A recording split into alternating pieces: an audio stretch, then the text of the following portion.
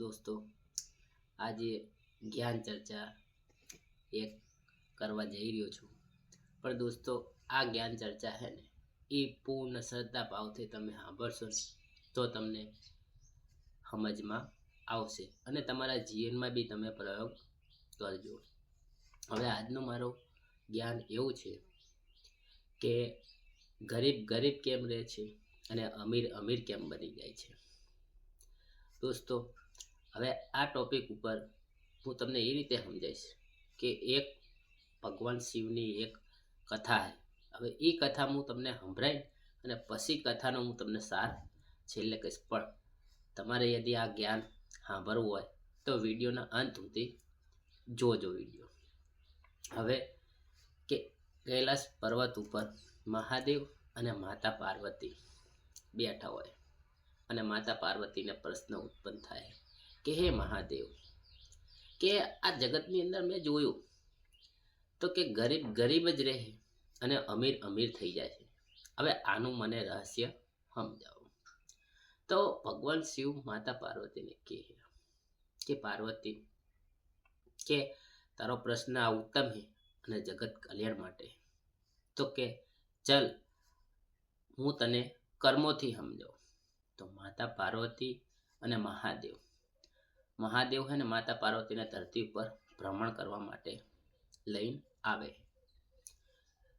ભ્રમણ કરતા કરતા એક ગામમાં એક વ્યાપારીનું રૂપ લઈ મહાદેવ અને માતા પાર્વતી એક વ્યાપારીનું રૂપ ધરે અને જઈને અને એ ગામમાં એક ગરીબ માણસ હોય છે એના ઘરે જઈ અને આશ્રય માંગે કે અમને એક રાત રોકાવા માટે સમય આપો. કે તો ઓલા ગરીબ માણસ હોય તો એ બચારો એમ કહે કે કઈ વાંધો નહીં, કે તમે એક રાત માટે રોકાઈ શકો. હવે એ ગરીબ માણસની પરિસ્થિતિ એવી હોય કેવી કે એના ઘરમાં એક જ ગાય હોય અને એક જ ટાઈમ દૂધ આપતી હોય અને એ દૂધ વેચીને એ લોકો એમનું ગુજરાન ચલાવતા હોય અને એક જ ટાઈમ ખાતા હોય.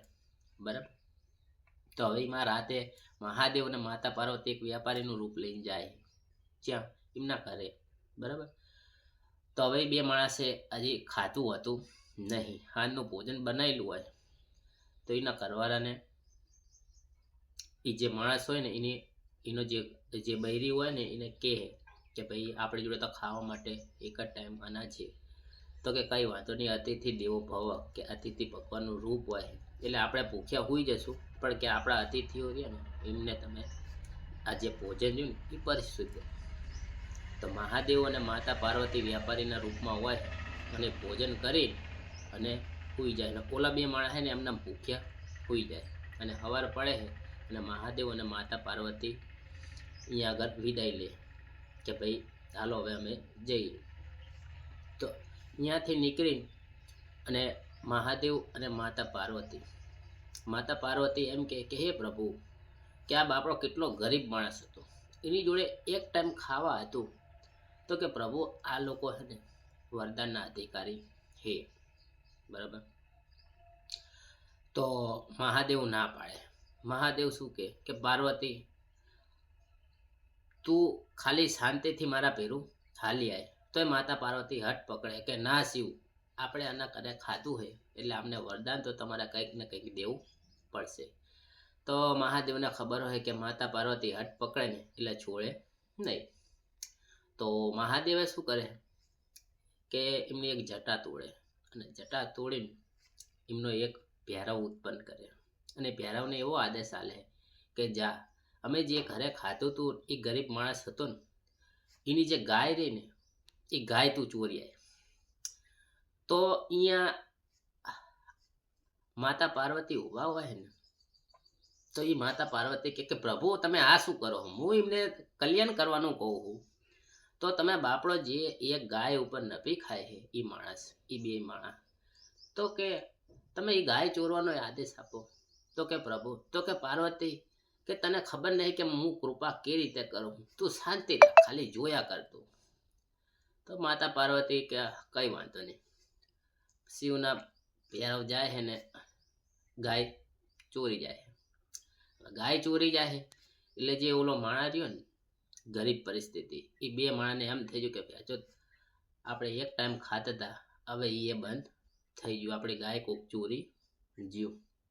તો હવે પરિસ્થિતિ એવી આવી ગઈ દોસ્તો કે એમની જોડે કોઈ ઉપાય હતો નહીં.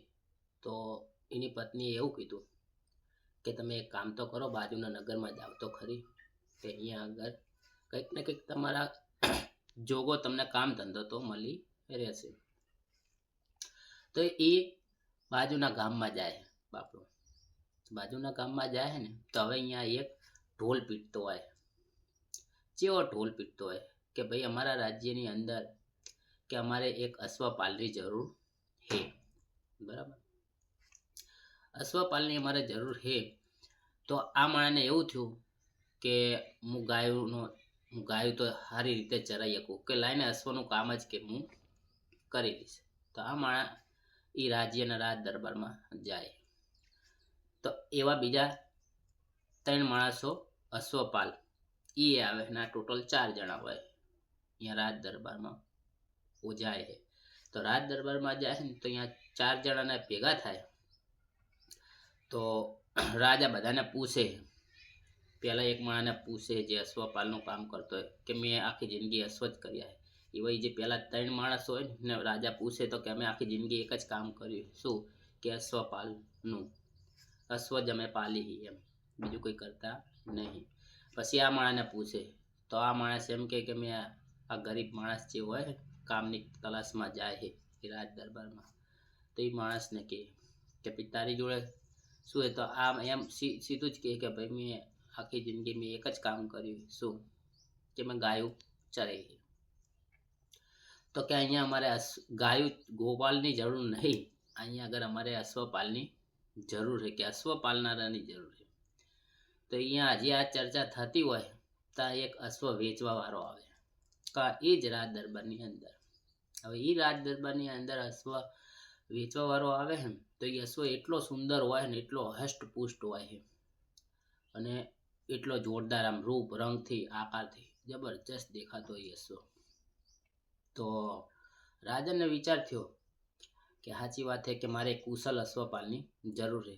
તો રાજાને એક વિચાર મગજમાં આવી ગયો કે આજે મારી જોડે મોકો છે કે આમાંથી કયો અશ્વપાલ સારો છે કે એની પરીક્ષા હું કરી લઉં.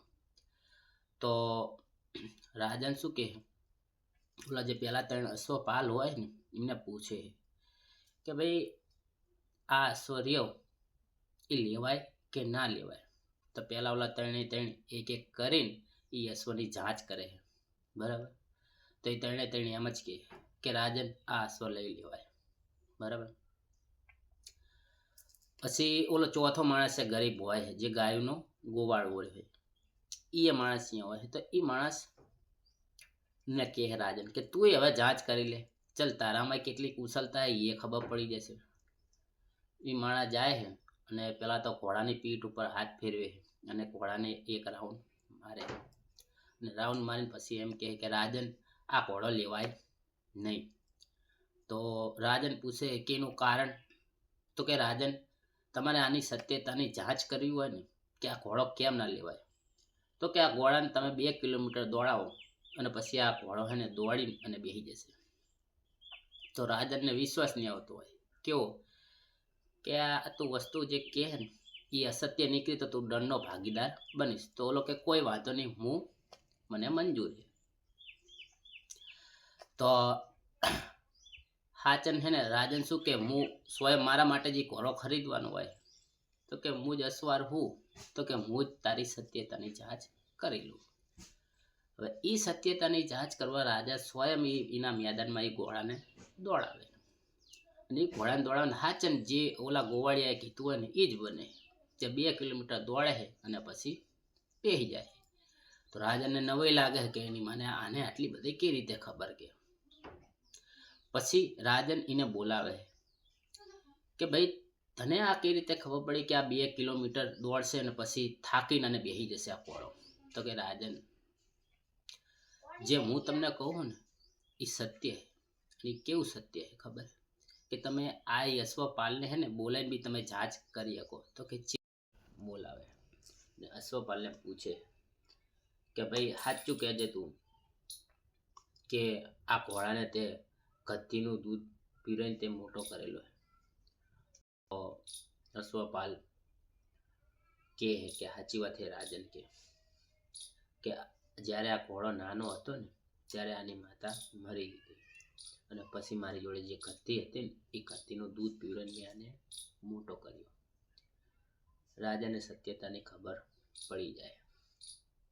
રાજાને ખબર પડી જાય કે આના જેવો કુશલ અશ્વપાલ કોઈ મળશે નહીં. અને રાજન શું કરે છે, આને અશ્વપાલની નોકરી ઉપર રાખી લે. ધીમે ધીમે દોસ્તો આ એટલો બધો આની કલા એટલી બધી પ્રખ્યાત થાય, એટલો બધો કુશલ અશ્વપાલ હોય કે જેથી એના ઘરે મહેલ બની જાય. અને પછી દોસ્તો એના ઘરે મહેલ બની જાય ને પછી મહાદેવ કૈલાસ ઉપર માતા પાર્વતીને કહે કે પાર્વતી આજ તારા પ્રશ્નનો જવાબ મળી ગયો. તો કે હાલ કે આપણે પહાડ જઈએ ધરતી ઉપર. માતા પાર્વતીને લઈને આવે મહાદેવ અને જે જગ્યાએ ઝૂંપડી હોય અહીંયા આગળ મહેલ હોય. અને પછી એ જ પાસાના રૂપમાં મહાદેવ અને માતા પાર્વતી આ અશ્વપાલના ઘરે જાય અને એ અશ્વપાલનો દરવાજો ખટખટાવે. તો જ્યારે જેવો દરવાજો ખટખટાવે દોસ્તો એવો જ અશ્વપાલ તો જોઈને જ આમને આશ્ચર્યચકિત થઈ જાય કે પહેલી વાર તમારા ચરણ અમારા ઘરે પડ્યા તો મારી ગરીબી દૂર થઈ ગઈ. હવે તમારા ચરણ બીજી વાર મારા ઘરે પડ્યા છે તો અવશ્ય આમાં મારું કલ્યાણ થઈ જશે. એમ કરીને એ એટલું બધું મહાદેવ અને માતા પાર્વતી જે વ્યાપારી રૂપમાં હોય ને એનું એટલું સ્વાગત અને એટલો સત્કાર કરે છે દોસ્તો. અને બીજા દિવસે પાછા અહીંયાથી વિદાય લે. કોણ? મહાદેવ અને માતા પાર્વતી. અને રસ્તામાં હાલતા હાલતા મહાદેવ કહે કે પાર્વતી તારો પ્રશ્ન શું હતો? કે ગરીબ ગરીબ કેમ બને અને અમીર અમીર કેમ થઈ જાય? તો તું આ પૂરી કથા તું જો. કથાનું આખું શ્રવણ કરાયું મહાદેવે.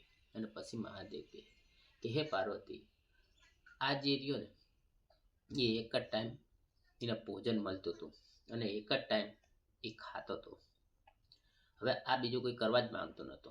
કેમ કે એને ખબર છે કે મને રોજે રોજ મારા ખાવા મળી રહે એટલે ભાઈ એ ગરીબ હતો. કેમ કે એની અંદર જોવા જ નતો માંગતો કે મારી એની અંદર એક કુશલ એક અશ્વપાલ હતો. પણ એ ઓલી ગાય ચોરી ગયા ને, મેં જે ગાય ચોરાઈ દીધી એટલે એના કારણે આ માણસને એમ થયું કે હવે આપણા ઘરમાં ગરીબી વધી ગઈ, હવે તો આપણે ખાવાય જતું રહ્યું છે. એટલે ભાઈ આ બારીની કલા અને એની અંદર કલા અશ્વપાલની હતી અને એની કલાને વિકસિત કરી અને પછી તું વિચાર કરીને કલા વિકસિત કરીને માણસ અમીર થઈ ગયો. તો બસ કે ગરીબ ગરીબ કેમ રહે, અમીર અમીર કેમ થાય? કે ગરીબીને જ છોડવા માંગતા નહીં. તમારે અમીર થવું છે તો તમારી અંદર કલા છે અને હરેક વ્યક્તિની અંદર કલા છે, પણ એ કલા તમને ખબર નહીં. તો દોસ્તો મારું તો કહેવાનું એ છે કે જગતની અંદર તમારી અંદર એક કલાઓ ઘણી પડી, પણ આવશ્યકતા છે એને ખોજવાની અને એને ખોજીને અને જીવનની અંદર વિકસિત કરો. અને એવી વિકસિત કરશો કે જે રીતે અશ્વપાલે કરી હતી તો તમે અમીર થઈ જશો. તો દોસ્તો મારી જોડે આ એક નાનું એવું થોડું જ્ઞાન હતું કે આજ મેં તમારી વચ્ચે શેર કર્યું. હર હર મહાદેવ.